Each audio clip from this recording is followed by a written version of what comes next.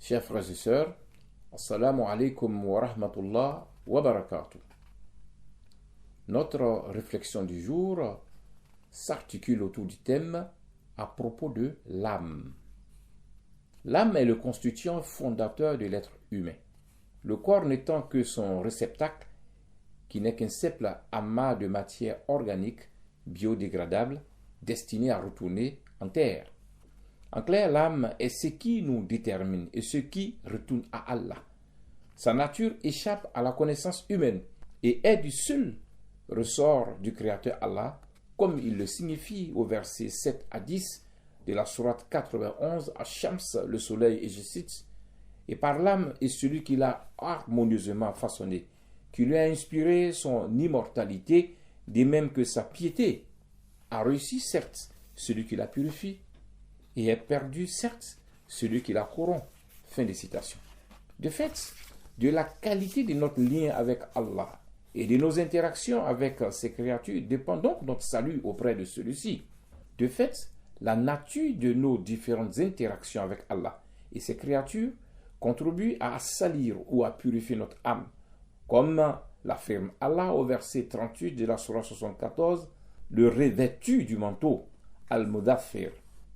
Je cite, « Toute âme est l'otage de ce qu'elle a acquis, sauf les gens de la droite, les élus. » Fin de citation.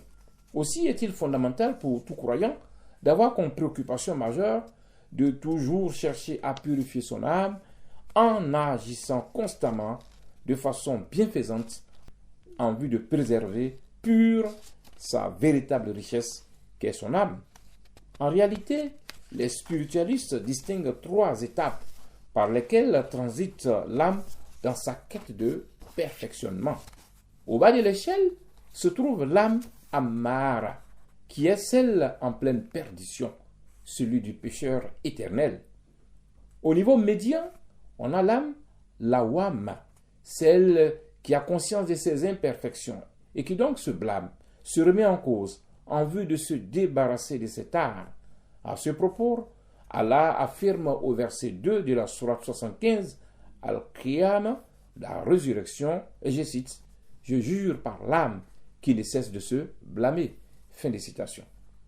Au sommet se trouve l'âme Mutmaïnna, l'âme qui est en paix, en pleine béatitude, qui rencontrera l'agrément d'Allah comme il l'indique dans le Coran au verset 27 à 30 de la sourate 89, Al-Fajr, l'aube, et je cite, « Ô toi, âme apaisée, retourne vers ton Seigneur, satisfaite et agréée, et entre donc parmi mes serviteurs et entre dans mon paradis. » Fin de citation. Au final, notre véritable richesse est notre âme, dont l'évaluation sera faite quand on retournera vers Allah, comme le précise le verset 111 de la sourate 16, An-Nahl, les abeilles, et je cite, « Le jour où chaque âme viendra plaidant pour elle-même, et chaque âme sera rétribuée pour ce qu'elle aura œuvré, sans qu'il subisse la moindre injustice. » Fin de citation.